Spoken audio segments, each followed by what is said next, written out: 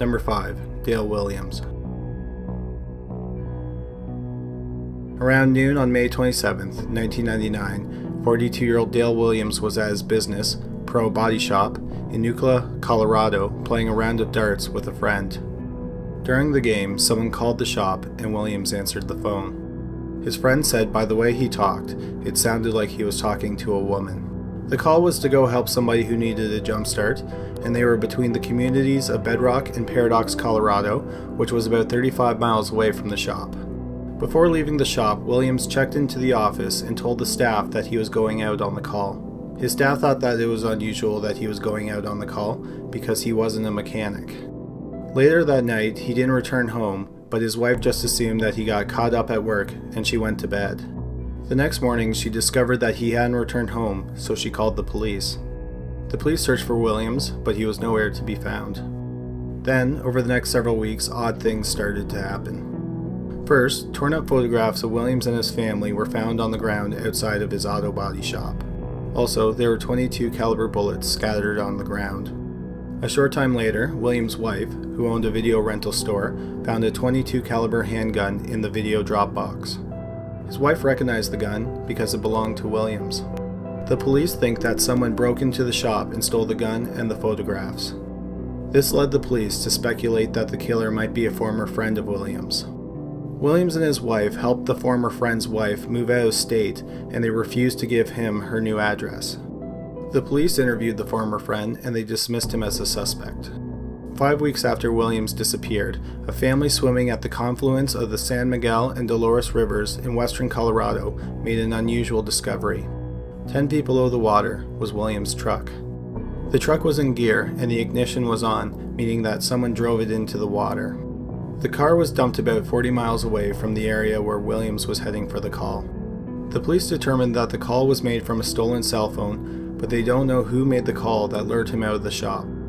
They also have no idea what happened to Williams. Sadly, his body has never been found. Dale Williams' family is still hoping that someone will come forward with information that will crack the case. Number 4. Selinda Jean Winegar.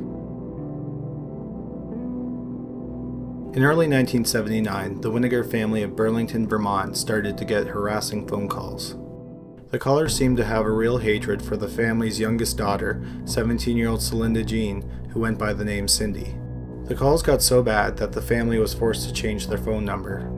On March 21, 1979, Cindy left her home to go visit a friend, but she never made it there. When her parents realized that she was missing, they contacted the police. The police thought that Cindy had run away because in the months before she disappeared, Cindy had started smoking marijuana and she had become argumentative with her parents. Her family thought it was possible that she could have run away, but shortly after she disappeared, Cindy's mother got a horrifying call from an unidentified man. He said, "You want your daughter? She's tied up at the bottom of the Winooski River," and then the man quickly hung up the phone. The family told the police about the call, but they supposedly didn't follow up on it or look in the river. Over the course of the next few years, there were several unconfirmed sightings of Cindy. For example, 2 years after she disappeared, one of Cindy's aunts said that she saw Cindy standing at the back of her father's funeral, but no one else saw her. Years later, Cindy's mother passed away without ever finding out what happened to her daughter. Cindy's siblings think that it's possible that she ran away, but they also point out that she has never made contact with any of her friends or family in nearly 40 years. Also, in all that time, no trace of Cindy has ever been found. It is as if she walked through a crack in reality and disappeared. Number 3. Kelly Bergh Dove. On the night of June 18, 1982, Kelly Bergh Dove was working the night shift alone at the Imperial gas station in Harrisburg, Virginia. She wasn't supposed to work that night, and she only had the shift because she traded with one of her sisters. Just after midnight, Dove called 911 and told them that she was getting strange and disturbing phone calls. She said that the calls really unsettled her and she asked for an officer to come by and watch the store, but unfortunately the police did not send anyone to the store. At 2:27 a.m., Dove called 911 again. She said that a man came into the store and he was dressed inappropriately. Again, Dove asked for an officer to come to the store. Minutes later, Dove called 911 a third time. This time she sounded really scared, and she said that the man was pulling up to the store again. Dove told the 911 operator that the man was driving a silver car, possibly a Ford. The police finally arrived 2 minutes after the third call to 911, and Dove was nowhere to be found. On the counter, a magazine was open and a cigarette was still burning. There were no signs of a struggle, nothing was stolen from the store, and Dove's purse was also left behind. Unfortunately, the police pretty much botched the investigation from the start. They didn't collect fingerprints or even close down the gas station after Dove went missing.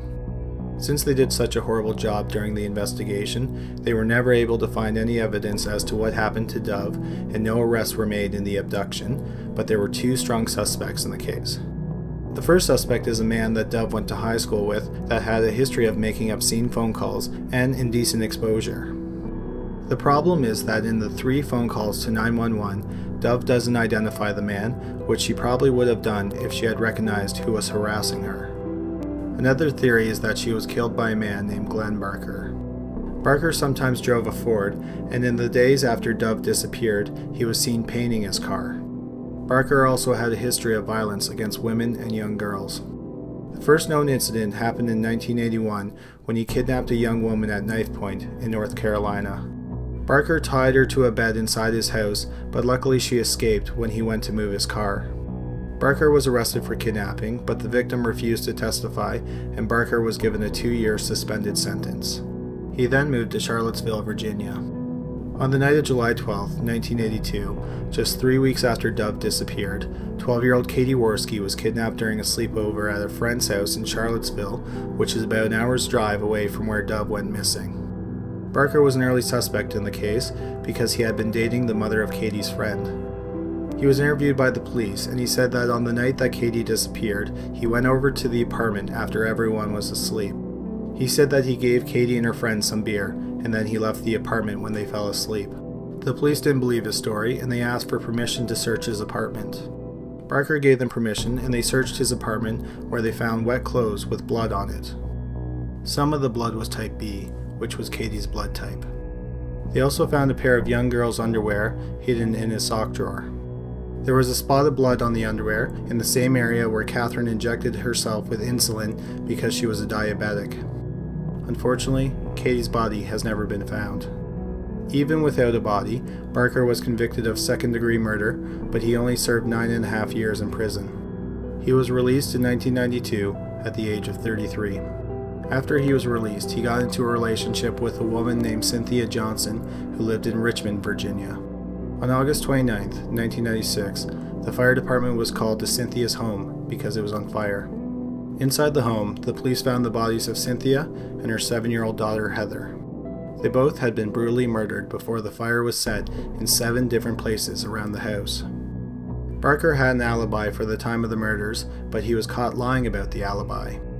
Also, a neighbor of Cynthia Johnson saw Bergh's pickup truck near the house around the time of the fire. However, there was no physical evidence implicating Bergh in the double murder, and he was never charged. Bergh is also considered a suspect in the murder of 18-year-old Paula Jean Chandler in Charlottesville. Chandler went missing the day after Dove was kidnapped after going to a co-worker's apartment to watch a movie. Her body was found 2 days later in the Riviana Reservoir. She had suffered 2 serious blows to the head, but she was alive when she was dumped into the water. Chandler worked at a restaurant that was about a mile away from where Bergh lived, and she also lived close to Katie. Bergh denied being involved in any of the murders, including the one that he was convicted of. He died in 2014 at the age of 55 in a golfing resort town in North Carolina. Number 2. Amber Tuccaro. On August 18, 2010, 20-year-old Amber Tuccaro traveled with a friend and her 14-month-old son from Fort McMurray, Alberta to Nisku, which is just outside of Edmonton, Alberta. The plan was to stay in a motel outside of the city to save some money and then go into Edmonton the following day. But Tuccaro was too excited, so she decided to hitchhike into Edmonton that night. When she hadn't returned by the next morning, her friend contacted her mother, and her mother called the Royal Canadian Mounted Police, also known as the RCMP. The RCMP didn't take the disappearance seriously, and they removed Tuccaro from the missing persons list after a month, even though she hadn't been found. 2 years after she went missing, there was still no trace of Amber Tuccaro. That is when the RCMP released part of a phone call that was made by Tuccaro to her brother, who was incarcerated at the time, and the prison recorded all phone calls. What you're about to hear now is Amber Tuccaro's last phone call. Where are we by? We're just heading south of Beaumont, or north of Beaumont. We're heading north of Beaumont. Yo, where are we going? No, this is a... Are you f***ing kidding me? You better not take me anywhere I don't want to go. I want to go into the city. Jeez. Yo, we're not going into the city, are we? We're going. No, we're not. Yes. Then where the these roads going to? 50th Street. 50th Street. Are you sure? Absolutely. Yo, where are we going? 50th Street. 50th Street. 50th Street. East, right? East. Over now. Bravo. South.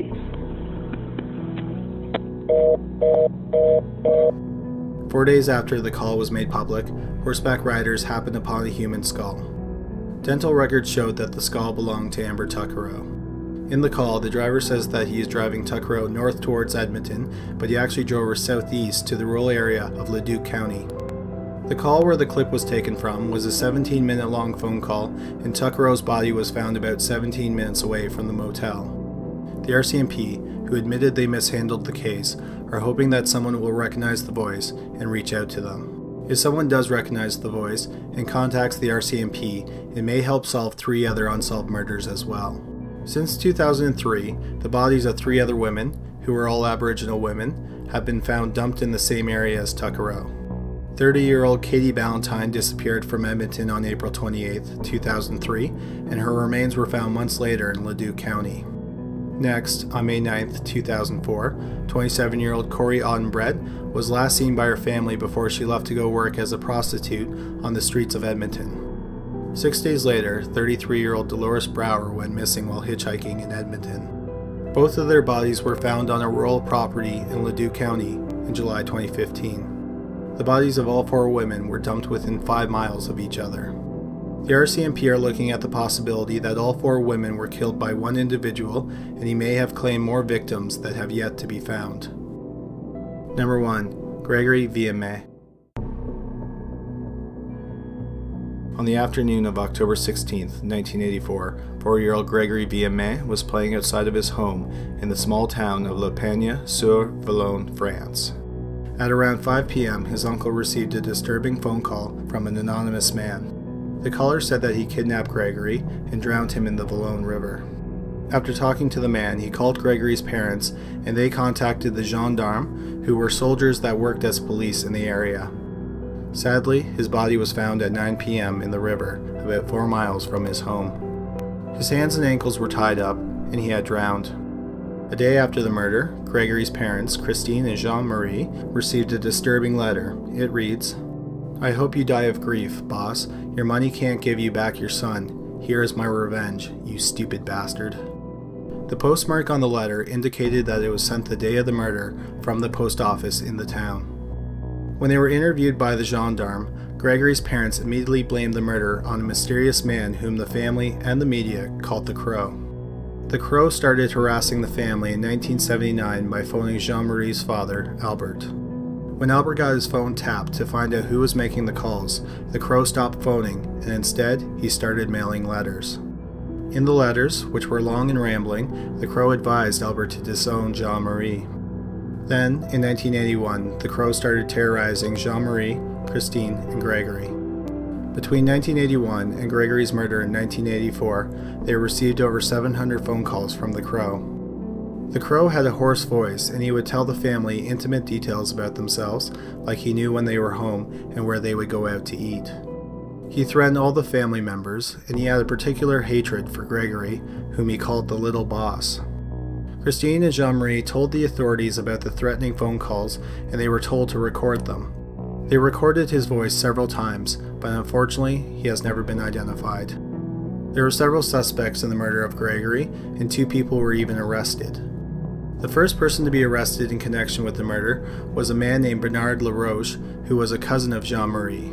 Laroche was supposedly around the river at the time of the murder, and a handwriting expert said that his handwriting was similar to the writing in the letter. Laroche was arrested on November 5, 1984, but he was released on February 4, 1985, and he was cleared of all charges. This upset Gregory's father, Jean-Marie, and when he was asked about it by the press, he vowed to kill his cousin.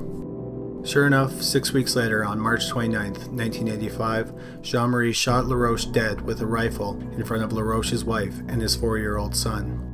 Jean-Marie ultimately was given 5 years in prison, with 1 year suspended. After Laroche's murder, the government took the case away from the gendarme and gave it to the National Police. When the National Police took over the case, their prime suspect was Gregory's mother, Christine, and she was arrested in July 1985. In the family home, they found ropes that were similar to the ones that were used to bound Gregory, but they weren't a match. Also, witnesses say that they saw her in the post office on the day of the murder, meaning that she could have been the person who sent the letter. Handwriting experts also thought that the handwriting in the letters from the crow were similar to Christine's handwriting. But there were a few problems with the evidence. First off, the witnesses who said that they saw her at the post office contradicted each other. Secondly, Christine was home to get Gregory off the school bus, so she would not have had enough time to kill her son, dump his body, and make it to the post office. Due to all these holes in the case, all charges against her were dropped in February 1993. That was the last arrest in the case, and it has sat cold ever since. Starting in the 2000s, the police tried to pull DNA from the evidence, including the letter. Tests showed that there was male DNA in the letter, but under the stamp and under the envelope seal there was a woman's DNA. Neither DNA matched the parents, and unfortunately, no match for the DNA has ever been found. Today, the murder of 4-year-old Gregory Villemin, or L'Affaire Gregory, is considered one of France's most haunting unsolved murders. Thanks for watching this week's video. We hope you enjoyed it. If you did, please give us a thumbs up and subscribe. We post a new video every Sunday, and of course, thank you to everyone who already does subscribe. If you want to check out another mystery video, please click on one of the videos on the screen now, and thanks again for watching.